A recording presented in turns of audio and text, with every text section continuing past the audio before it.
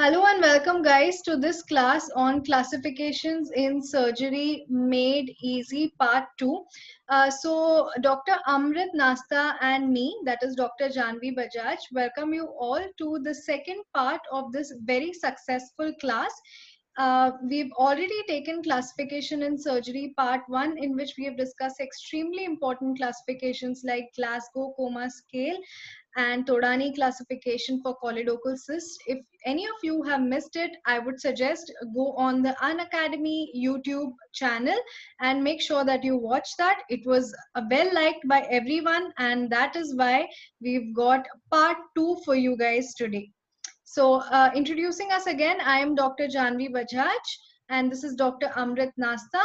Let's see what the Unacademy platform is all about. So for everyone who's new on this platform, it is the best way to learn for a NEET PG.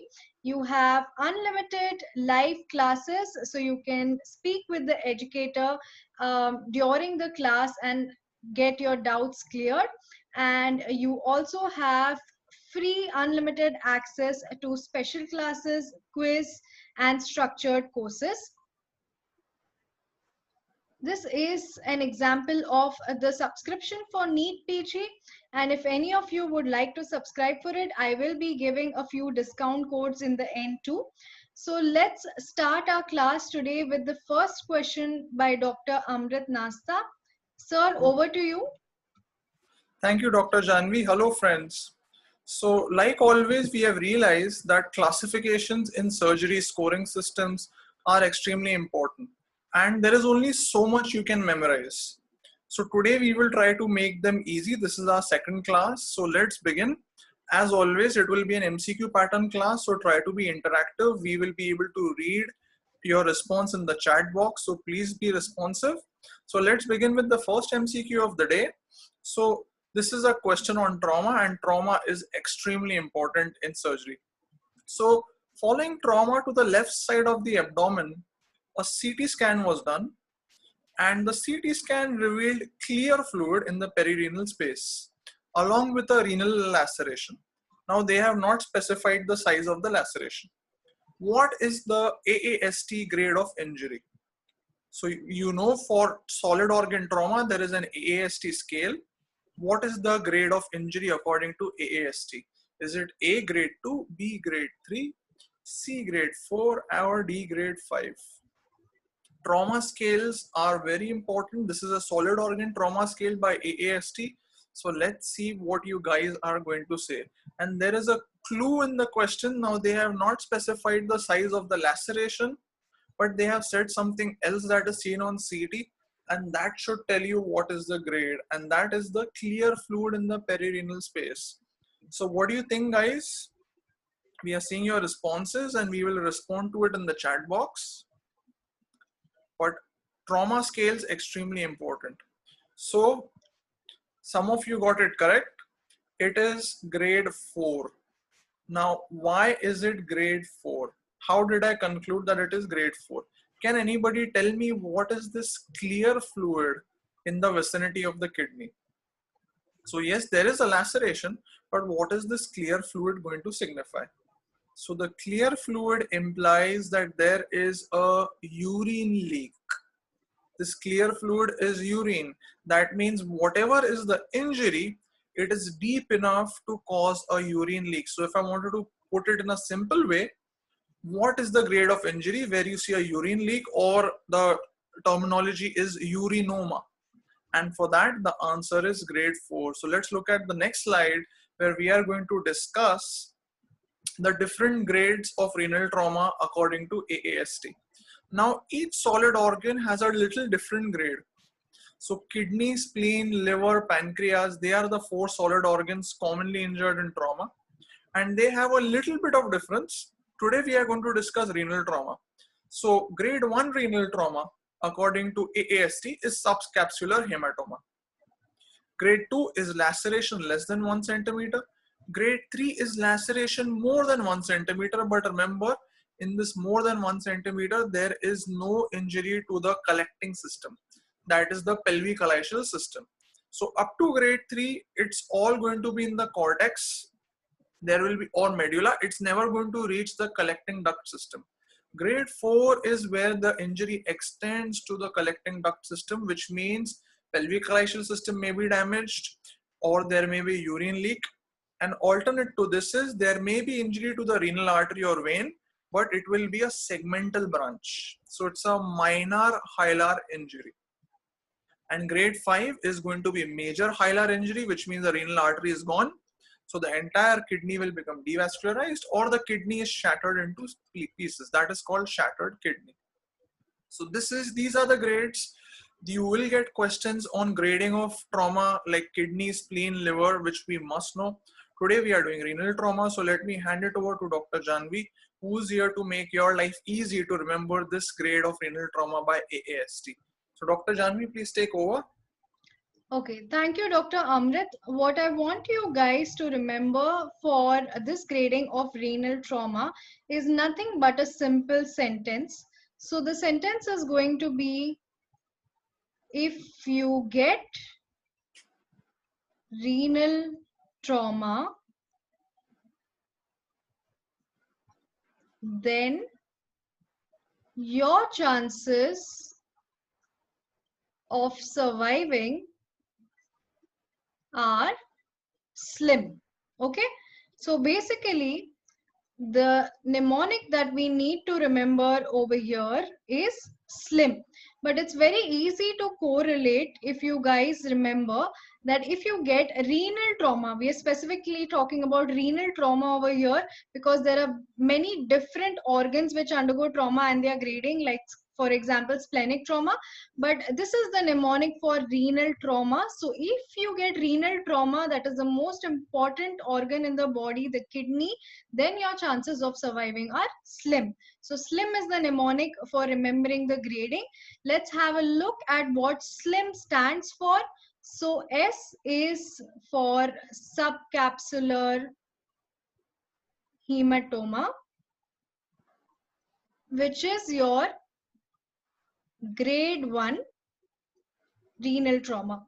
Okay, then L is for laceration, and the second L is also for laceration. So the first L is for laceration less than 1 centimeter, and the second L is for laceration more than 1 centimeter. Okay, after that, so this is grade 2 renal trauma, and this is grade 3 renal trauma.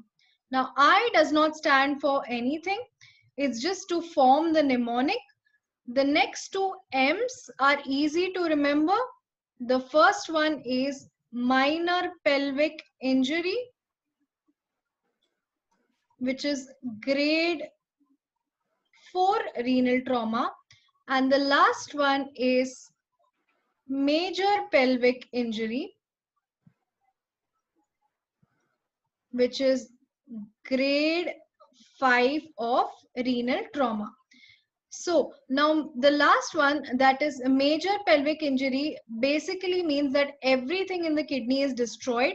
So another easy word to remember it is that the kidney is completely shattered. So remember, the kidney may be shattered to pieces. There will be devascularization because of injury to renal vessels. The collecting system will also be completely destroyed. So if there are multiple things that are happening because of the renal trauma, that will be the most severe form of it, that is the shattered kidney, which is our grade 5 or the most severe form of renal trauma. So to remember the grades of renal trauma, remember the mnemonic SLIM. Now let's move on to the next question, Dr. Amrit. Before we move on to the next question, just a little correction that it's pedicle injury. So it's the renal pedicle that gets injured. And an other word of advice, or a word of caution rather, please remember that whenever we are talking about grades of trauma, and if they ask you management of any trauma, just remember a simple rule of thumb. If the grade of trauma is grade 4 or 5, or if the person is unstable. So grade 4, grade 5 trauma, or if the person is unstable, and obviously if he's unstable, you're not going to do CT scan to get the grades. those are clear-cut indications for doing a surgical exploration or some way of getting a hemostatic control. So the simple rule of thumb, unstable patient or grade 4, grade 5 injury, you should do some form of surgical control of the hemorrhage. This is a rule of thumb. Of course, there will be little variations, like a CT scan showing contrast blush means you should do angioembolization and so on. But a simple way of remembering, 4 or 5 are the bad grades. 1, 2, 3 are usually conservable. 4 or 5 are the patients who the bleeding will be ongoing, they may not be stable, and they warrant a surgical exploration. All right, so that was a few pearls of wisdom for trauma. Now coming to another topic, which is a little difficult, something that we don't do at a UG level, but nonetheless it is important for NEET PG, and that is the Siewert classification for GE junction tumors. Now, Siewert gives a number-based classification based on location. However, between the 3 grades of Siewert, there is only one which is considered as a true GE junction tumor. Which is this true GE junction tumor and what is its location? So is it 5 to 2 centimeters above the GE junction, 5 to 1 centimeter above the GE junction, 1 centimeter above, 2 centimeters below, or 2 centimeters above to 1 centimeter below? So it's a tricky one. There are a lot of numbers involved in the GE junction tumors. But first we need to understand which one is the true GE junction tumor. So there are 3 types, Siewert 1, Siewert 2, Siewert 3. The question is asking you which is the true type. And second is, this true type is located exactly where according to Siewert. So there are 4 options. I'll give you a few seconds to think about it. Don't fall for the trap. Don't fall for the play with numbers. Exams like JIPMER or AIMS or NEET PG, they always play with numbers in classifications. So they'll change a few numbers here and there and they expect you to get the answer. It is a little difficult question, but nonetheless, we are here to make your life easy. So I'm seeing your responses on the screen. Okay, I'll respond to them, the ones who are correct in the chat box. The correct answer to this question is 1 centimeter above to 2 centimeters below. So it is 1 centimeter above to 2 centimeters below. So the true GE junction tumors actually are Siewert class 2, which we will see in the next slide. They are the truly GE junction tumors. Now, let me tell you what are these GE junction tumors. Now, GE junction tumors are tumors, either the ones that they occur at the GE junction, which are actually the type 2 tumors, which are marked by 1 centimeter above to 2 centimeters below, or the true GE junction. However, there is a type 1, which is between 1 to 5 centimeters at the esophagus. Now, there is a lower esophageal tumor and a Siewert type 1. They are different. A Siewert type 1 is a tumor which originates in the lower esophagus, 1 to 5 centimeters, but it spreads to the GE junction. So even though it is lower esophageal, or the origin or the bulk or what is termed as epicenter is at the lower esophagus, it spreads to the GE junction. That is why it is categorized in GE junction tumors. Similarly, the type 3 Siewert, or the tumors of the gastric fundus, that is between 2 to 5 centimeters below, they are primarily gastric cancers, but they also tend to spread to the GE junction. So what is termed as the epicenter may be in the stomach, but when they spread to the GE junction. So you may find that the tumor is mainly in the stomach, but it has involved the GE junction. That is the reason of considering lower esophageal cancers as a part of GE junction. Similarly, gastric cardia tumors as a part of GE junction only when they are actually spreading, but the epicenter of the tumors will be away. So technically speaking, the true GE junction is only going to be type 2, which is between 1 to 2 centimeters above and below. So these are the few points you need to know. Now, another important point is what is the difference between the 3. So you need to know only one thing. The type 1 Siewert primarily metastasize to the mediastinal nodes. So they, like normal lower esophageal cancers, they go to the thorax. Whereas type 2 and type 3, the lymph node metastasis is going to be primarily to the abdominal nodes. So 2 and 3 behave similarly, and 1 behaves a little differently. Whereas 1 goes to the chest, 2 and 3 behave and they spread to the abdominal group of nodes. So those are a few extra pointers on Siewerts. It's not a topic discussed in detail, but these are the difficult level questions which you should be able to answer. So now, how do I remember these confusing numbers? 1 centimeter above, 5 above, 2 below, 5 below. For that we have Dr. Janvi. So Dr. Janvi, take over and try to simplify this Siewert's classification for GE junction tumors. Okay, thank you, Dr. Amrit. So first of all, a disclaimer, I'm not very good at art, but here I'm going to try and redraw this for you all so that you can remember how to know the Siewert's classification. So here we are going to try and simplify all these numbers for you. So let's see how to do it. Initially, if you have a practice paper with you, so you start drawing the lower part of the esophagus and the stomach. Okay, now you know that primarily there are 3 types of tumors. One involves the GE junction. If we call this as the GE junction, and I'm going to change the color a little bit. Okay, so there will be one set of tumors above the GE junction, which I've marked with green. There will be another set including the GE junction, which I've marked with purple.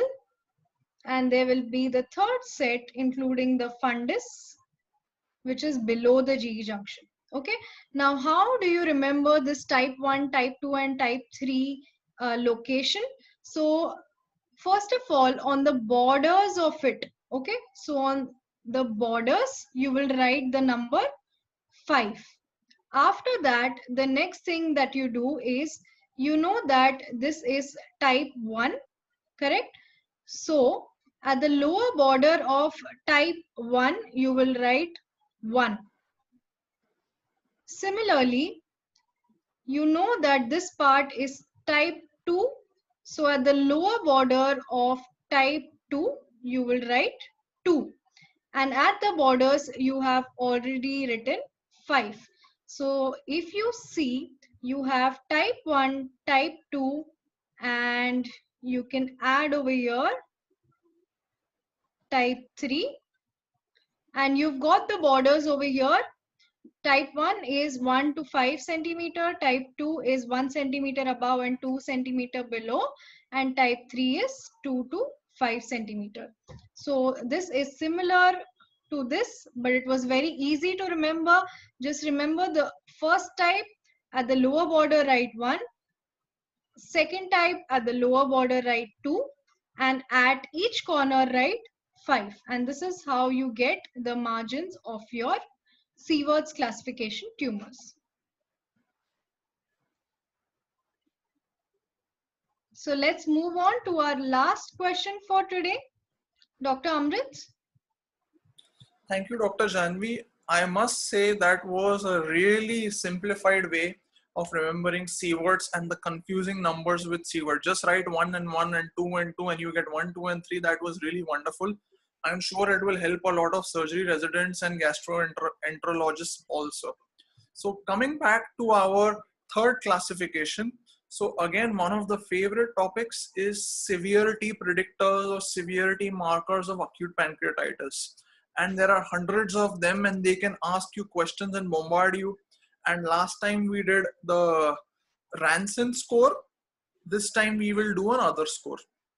So one of the important questions never been asked before is, of all the severity scores of acute pancreatitis, which of these can predict the severity on admission? Now, a lot of scores give you the severity only after 48 to 72 hours. Very few scores give you the severity, whether it's mild, moderate, or severe acute pancreatitis on admission. So Which of these tells you the severity on admission? Is it the CT severity index? Is it the BISAP score? Is it the Atlanta classification? Or is it the serum CRP levels? Now, mind you, I have just listed 4 scores, but each of the scores are important. Like last time we did Ranson score, there is a similar Glasgow score, and the list just goes on and on and on. But my question is very specific. Which of these can predict the severity on admission, not after 48 to 72 hours?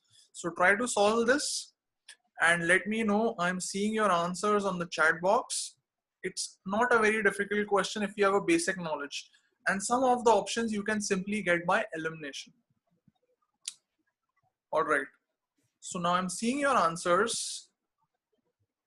You need to use a little common sense here. You can get the answer even by elimination. You can at least eliminate a couple of options, if not all. Now let's look at each option. The CT severity index. Now there is a golden rule that one should perform CT only after 72 hours of symptoms.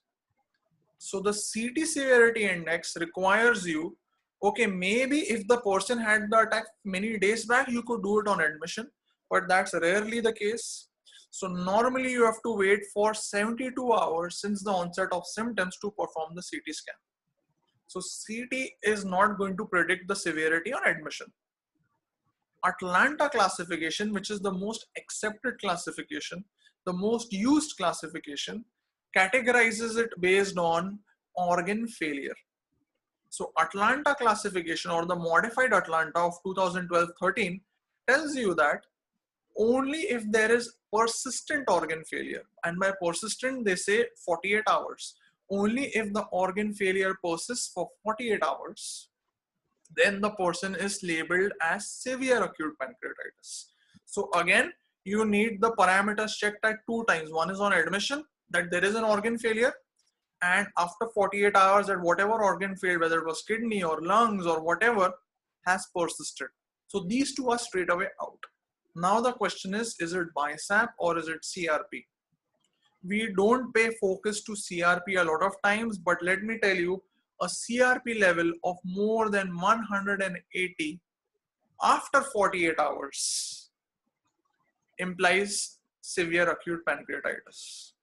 So just like Ranson score, most of the scores make you wait for 48 hours. The only one or one of the few which predict the severity on admission is BISAP. It's a fairly new score. Maybe it has come out in the last decade or so, but it's a very simple score. You will see in the next slide that it is a bedside score. So very few investigations, just some blood investigations, X-ray and all, and you can get the score. Nothing high funda required. So this BISAP, please mind you, BISAP is not going to only stand for the components. The actual name is Bedside Assessment of Severity in Acute Pancreatitis. So don't be fooled by the components. The important part is the actual name is Bedside Assessment of Severity in Acute Pancreatitis. And this score, the parameters can be gauged on admission. So the parameters are BUN more than 25, impaired mentation or GCS below 15, SIRS, very important topic, age more than 60 years. A little note here, in the Ranson score, the age is more than 55 years. So just to correlate, we did Ranson's the last time, but we did not do its components. In Ranson, the age is 55 years and pleural effusion. All of these can be ascertained on admission, and the key part is higher the score, more the mortality. A score of 3 or more means if 3 out of these 5 are present, the mortality is more than 10%. The actual number is 9.5%, but for convenience, higher the score, more the mortality. 3 or more severe acute pancreatitis. Remember, even in Ranson's, a score of 3 or more implied severe acute pancreatitis. Same. But in Ranson's, there were 11 components. 5 on admission, 6 after 48 hours. Here, there are only 5 components. 3 or more, and you get severe acute pancreatitis. Now, the alphabets are a little tricky. You know, BISAP stands for something similar. But Dr. Janvi here will simplify it so that you never make a mistake in the components of BISAP. So Dr. Janvi, take over and explain to us how you can simplify it. Here again, the numbers are not important, but the components are important, just like you had in the Ranson score. So Dr. Janvi, take over. Okay, so taking Dr. Amrit's farewell line, the numbers in this score are not that important. It is the components of the score. So what they can trick you in is they can put 4 options, and they might want you to pick out the option which is not a part of the BISAP score. So now you already have a mnemonic for BISAP score components. It's simply just BISAP. Okay, so for people who find it easy to remember it this way, you can go ahead according to this mnemonic and remember the components. But for those who find it difficult to remember and don't want such a confusing mnemonic, there is a simple way of remembering it.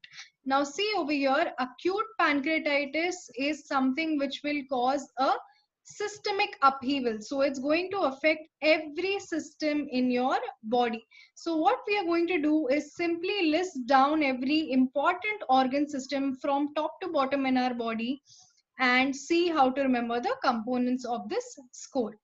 So we have CNS, we have CVS, we have respiratory system, and we have the renal system. Okay. And last but not the least, if you are going to speak about any score, you have to know the age of the patient who is presenting. Okay, so age is going to be one of our factors over here. Let's start with age more than 60 years. Any kind of score for any patient, the first important demographic information that you will want to know is the age of the patient. Now let's have a look at the first system. So in your CNS or central nervous system, you know that it is assessed most commonly by the Glasgow Coma scale. So if the GCS is less than 15, that means the patient has impaired mentation.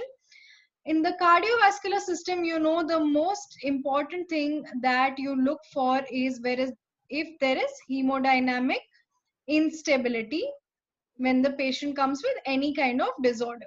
So now the most common cause of hemodynamic instability in a patient of acute pancreatitis is nothing but SIRS, that is systemic inflammatory response syndrome. Okay. The next thing is something has to go wrong in the respiratory system too if you have acute pancreatitis. So here we will remember pleural effusion.